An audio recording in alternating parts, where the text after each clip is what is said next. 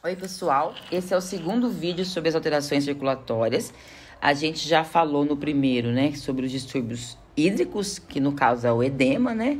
Então, nesse daqui, a gente vai começar a falar sobre os obstrutivos. Então, esse vídeo é sobre trombose. Então, vamos lá. Trombose. O conceito de trombose está ligado à ideia de formação de uma massa sólida, né? Um trombo no interior dos vasos sanguíneos, que é constituída por elementos do sangue, né?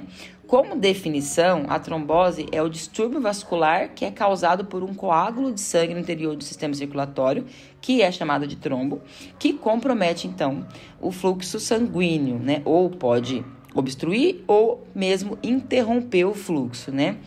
E ele é considerado como uma forma patológica do processo hemodinâmico chamado de hemostasia, né?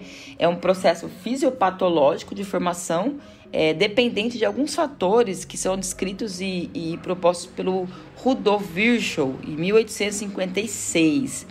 Então, eu vou falar um pouquinho sobre a hemostasia, como que ela acontece. O endotélio vascular, ele pode, então, exibir algumas propriedades, né, que são anticoagulantes ou pró-coagulantes, né?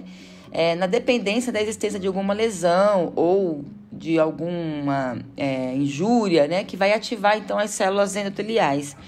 O endotélio vascular normal, ele vai produzir, então, fatores que bloqueiam a adesão e agregação plaquetária, né, que são antiplaquetários, e inibem a coagulação, que são anticoagulantes, né, e vão fazer com que lise os coágulos, né, são fibrinolíticos. E a alteração nesse processo é o que vai ocasionar, então, a formação de trombos, né? A hemostasia, ela acontece de três maneiras, assim, né? Ela tem a hemostasia primária, a secundária e a terciária. Na hemostasia primária, o que vai acontecer é a vasoconstrição e a adesão, né, com agregação plaquetária, formação de um plug plaquetário, né, de um tampão plaquetário, né? A lesão endotelial é que vai favorecer essa formação da adesão de plaquetas e tal, né? E também está relacionado ao colágeno, glicoproteínas, né? Do fator de von Willebrand e tal, que eu não vou entrar nesses detalhes agora. E a hemostasia secundária vai entrar em ação a cascata de coagulação, que muitos dessas enzimas, elas são produzidas pelo fígado, né? Então, ela compreende um sistema de diversas formas inativas dessas enzimas que são proteolíticas, e elas são convertidas em formas ativadas, né? Que uma desencadeia uma reação que é sucessiva e uma que vai ativando a outra, assim, sabe? Como uma cadeia mesmo, né? E o objetivo dessa hemostasia secundária é, então, estabilizar esse tampão plaquetário, né? Transformar, então, o fibrinogênio, que é plasmático, na fibrina, né? Para que ela atue ali, reforçando, dando sustentação para esse plug plaquetário. E a hemostasia terciária nada mais é que a dissolução, então, né? A fibrinólise, né? A lise, né? Dessa fibrina, e forma-se os PDFs, né, que são os produtos da degradação dessa fibrina. Então, a hemostasia terciária, ela é o processo pelo qual a fibrina ela é degradada, né? Então, né, dito isso sobre a hemostasia, a gente vai falar sobre a tríade de Virchow, né? Então, que é o que? Um conjunto de três condições que pode levar, então, ao desenvolvimento, né, de coágulos sanguíneos, de trombos, né, e também embolias, né? Um deles é a estase sanguínea, ou seja, a diminuição do fluxo sanguíneo, né? O sangue não está circulando como deveria, o que pode levar à formação de coágulos. A modificação da coagulação, ou seja, a hipercoagulabilidade, né? Que é a alteração da crase sanguínea. O sangue ele pode ficar, então, mais propenso a se coagular devido a alterações nessa cascata de coagulação que a gente viu lá na hemostasia secundária e tal, e na presença de fatores de risco, né, como uma endocardite, enfim, né, aterosclerose, etc. E a lesão na parede dos vasos sanguíneos, né, que é a lesão no endotélio vascular. Essas lesões, elas podem facilitar, então, a formação desses coágulos, e especialmente, isso vai acontecer se houver estase sanguínea, né, e alteração na coagulação. Então, essa tríade são três fatores que um está ligado no outro, né? A classificação dos trombos quanto à composição. Então, os trombos eles podem ser trombos brancos, vermelhos e mistos. Os trombos brancos, a gente vai ter na composição deles leucócitos, plaquetas e fibrina. E pode ocorrer, e ocorre, né, na verdade, em artérias. E os vermelhos, a composição é hemácias, plaquetas e fibrina. E ocorre em veias. Então, a gente tem, vermelhos hemácias, brancos leucócitos. Dá pra gente assimilar assim como glóbulos brancos, glóbulos vermelhos. Enfim, fica mais fácil. E a gente tem os mistos, né? Que é a mistura de ambos. Então, a gente vai ter vermelhos e brancos, né? A gente vai ter hemácias, leucócitos, plaquetas e fibrina, né? E pode ocorrer tanto em artérias quanto em veias, né? E a classificação dos trombos quanto à obstrução, a gente pode ter os trombos murais ou parietais, né? Que causam obstrução parcial da luz vascular, ou seja, o sangue ainda consegue ser transportado, né?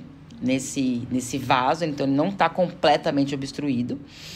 E a gente tem os obstrutivos, onde a gente vai ter a obstrução total, né? Da luz vascular. E na macroscopia, o que a gente vai encontrar é que todos os trombos, eles apresentam, as mesmas características, né? Eles são secos, eles são duros, inelásticos, friáveis, ásperos, eles são aderentes, né? Por isso que eles se aderem ali à parede do vaso. Aqui nessa imagem 1, a gente tem um trombo aderido à válvula mitral, né? De um cão.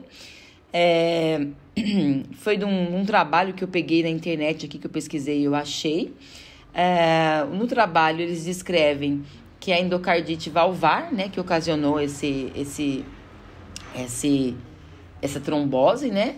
E na imagem 2 a gente tem um tromboembolismo pulmonar. Se a gente reparar bem, a gente vê a veia pulmonar aqui completamente cheia de trombo, né? Obstruída completamente, né? Você vê que o sangue está totalmente parado, né, ali na veia pulmonar. E na microscopia, o que a gente vai ver é que ocorre sempre, né, dentro de um vaso sanguíneo, né, no interior, na luz desse vaso sanguíneo, e pode ter a presença de hemácias e de leucócitos, né. A imagem 3 aqui a gente tem uma trombose fibrinosa, né, no bronco de um cão, e a gente vê então a presença tanto de hemácias como de leucócitos, né. Na imagem 5 a gente vê ali, um trombo recente, né, bem róseo, a gente vê que a presença de hemácias. E na parte do trombo em organização, a gente vê mais células brancas, que são as células inflamatórias, né? E a evolução dos trombos, então, ela pode ocorrer de algumas maneiras, né? Ou para propagação, ou para embolia, né? A gente tem também, resolução, organização e incorporação à parede vascular e organização e recanalização. A propagação, né, é o crescimento, né, devido, então, ao acúmulo de plaquetas, né, e fibrina. A embolização, que é a formação de embolia, né, a gente vai ver que é a ruptura, então, e transporte, né, desse trombo, né, que vai se chamar de êmbolo daí, né, pelo sangue, né, pela corrente sanguínea. A organização ou recanalização, que é a formação, então, de canais de capilares, né, que restauram, então, parcialmente a luz vascular, né, ou dissolução, né, parcial e total, né, desses trombos, né, que é o resultado da fibrinólise, como eu falei no caso quando eu estava explicando sobre a hemostasia. E no caso da organização e recanalização, ela vai se dar inicialmente então, por uma invasão do trombo por células inflamatórias, que vão fagocitar fibrinas, hemácias e tal, e ao mesmo tempo por células pluripotentes, né, que são provenientes da parede do vaso, que invadem esse trombo, se transformam em fibroblastos ali, vão sintetizar colágeno e tudo mais, e as células endoteliais, que elas estabelecem então novos capilares, né? Esses processos, eles podem tanto ocorrer nos trombos que são parietais, né, ou murais, e também nos oclusivos, né, que são os obstrutivos. E a gente tem também um outro fator que não está aqui nesse quadrinho, que é quando ocorre a colonização por agentes infecciosos, né, desses trombos, né. E aí é uma coisa muito ruim, né, que vai favorecer a septicemia, né, que é um quadro muito grave que pode levar o animal a óbito. Bom, e sobre trombose, acho que é isso, pessoal, né? As consequências principal da trombose é a formação de embolia, né? É obstrução arterial, obstrução venosa e tal. No próximo vídeo eu vou falar sobre embolia e eu acho que eu fico por aqui agora. Muito obrigada e bons estudos para vocês.